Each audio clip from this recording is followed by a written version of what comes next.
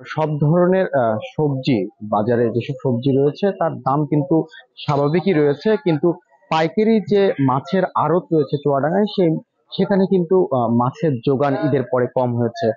যার ফলে পাইকারি যে মাছের আড়ত আছে সেখানে সব ধরনের মাছের দাম বৃদ্ধি পেয়েছে। এক কথায় 200 টাকার নিচে কোনো মাছ কেজি নেই মাছের আড়তে। চুয়াডাঙ্গার আহ রেল বাজার মাছের আড়ত, সেখানে ঘুরে দেখা যায় যে মাছ ব্যবসায়ীরা বলছে হাওর বাওর নদী এখানে শুকনো থাকায় মাছের সরবরাহ আসলে কমে গেছে। ক্রেতাদের 1.5 থেকে 2 কেজি ওজনের রুই মাছ কিনতে হচ্ছে প্রতি কেজি 350 থেকে 450 টাকায়।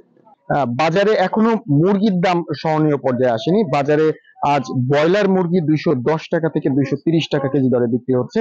এছাড়া দেশি মুরগি 380 থেকে 420 টাকা কেজিতে বিক্রি হচ্ছে। প্রতি কেজি সোনালী মুরগি 320 থেকে 340 টাকায় বিক্রি হচ্ছে। এদিকে কেজি প্রতি 50 টাকা বেড়ে গরুর মাংসের আজকে কেজি রাখা হচ্ছে 800 টাকা। খাসির মাংসের দামও প্রতি কেজি 50 টাকা বেড়ে আজকে বিক্রি হচ্ছে 900 টাকায়। মাছ, মুরগি, মাংস এই সবকিছু ঊর্ধ্বগতির মধ্যে একটি সুখবর হচ্ছে ডিমের দাম কিন্তু কমেছে।